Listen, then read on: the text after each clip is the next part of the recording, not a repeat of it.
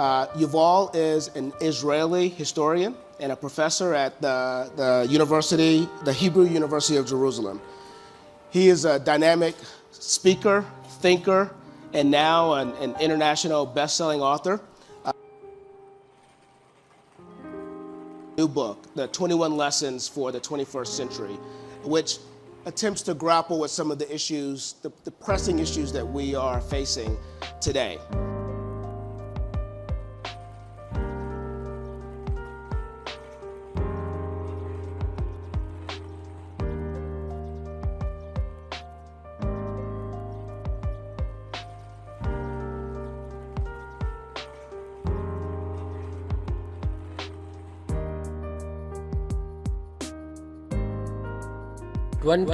lessons for the 21st century.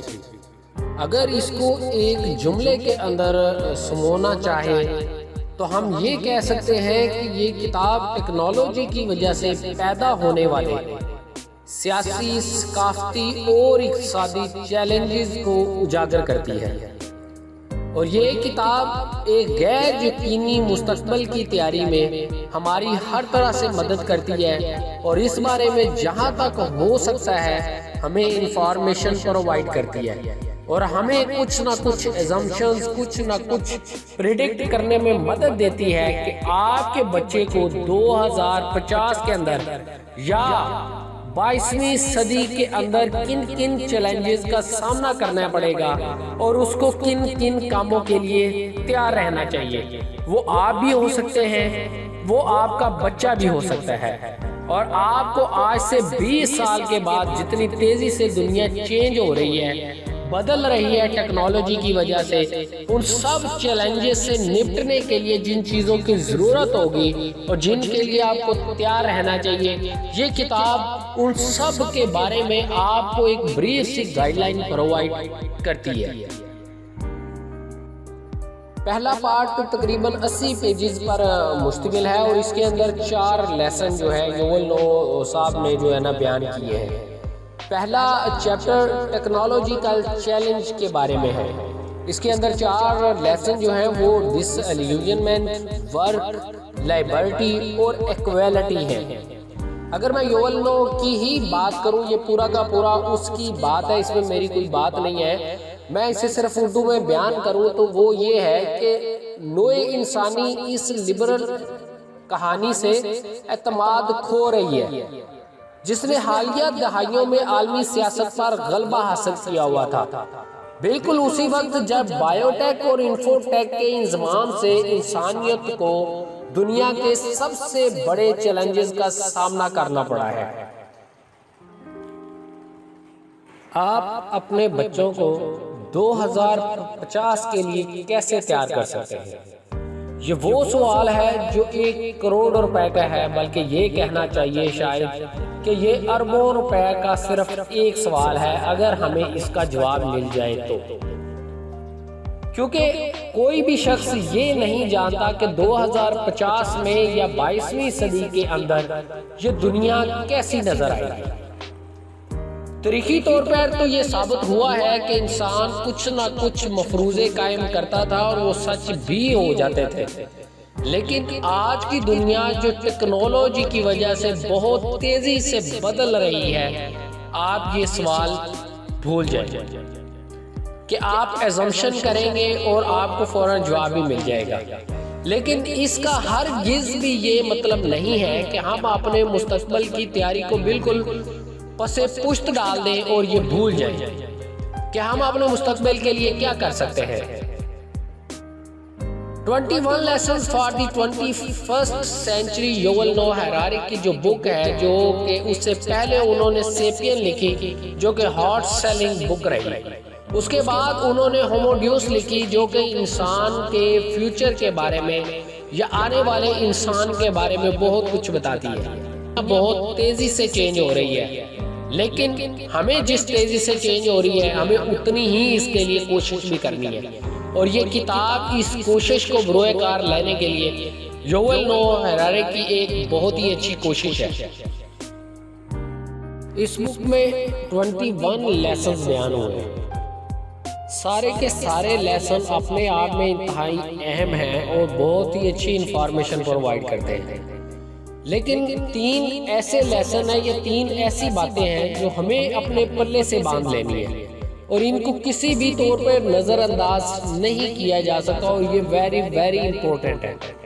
سب سے پہلی بات یہ ہے کہ جس کے پاس اس دنیا میں آج کے دور میں ڈیٹا ہے وہ جیتے گا،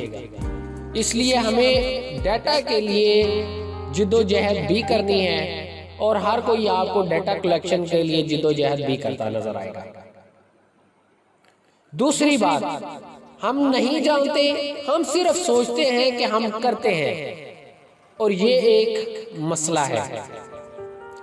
تیسری بات، تعلیم کو ہمیں یہ نہیں بتانا کہ یہ کیا ہے،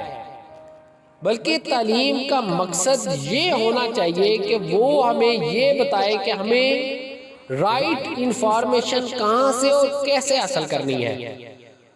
ہمیں بر وقت کون سی انفارمیشن کہاں سے ملے گی اور ہم کیسے نیویگیٹ کر سکتے ہیں۔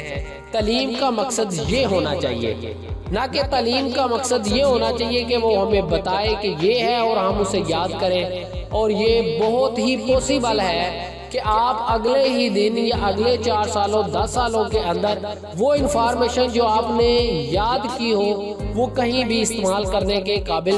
نہ رہے۔ تو اس لیے تعلیم کا سب سے بڑا مقصد یہ ہونا چاہیے کہ وہ ہمیں یہ سکھائے کہ ہمیں رائٹ انفارمیشن کیسے حاصل کرنی ہے۔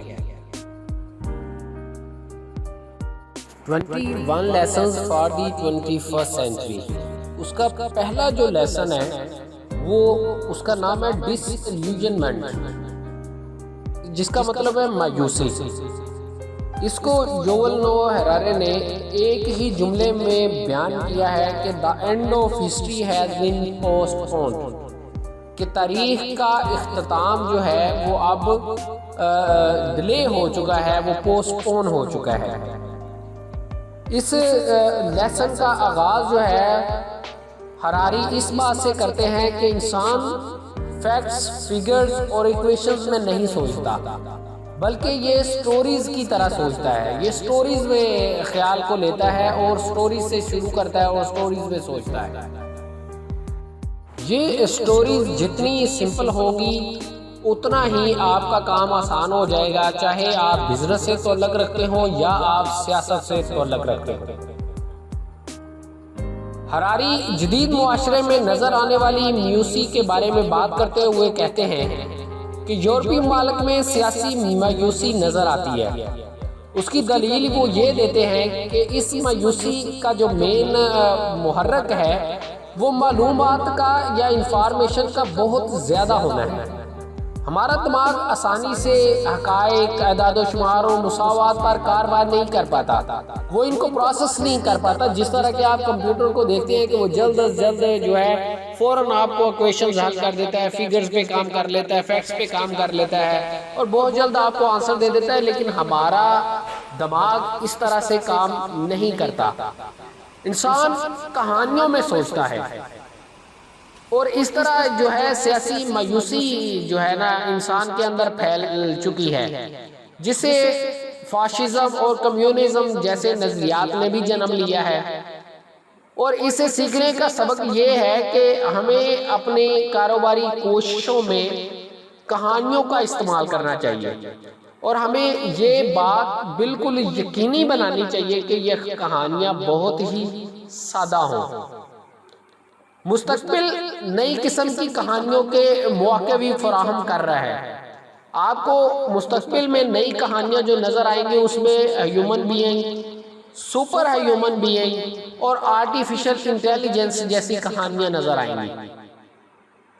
ہراری کا خیال ہے کہ آرٹیفیشل انٹیلیجنس تیزی سے نفیس ہوتی جائے گی، سوفسٹیکیٹڈ ہوتی جائے گی، اور اس کا یہ بھی ماننا ہے کہ جلد ہی جو ہے سپر ہیومن بینگ جو ہے وہ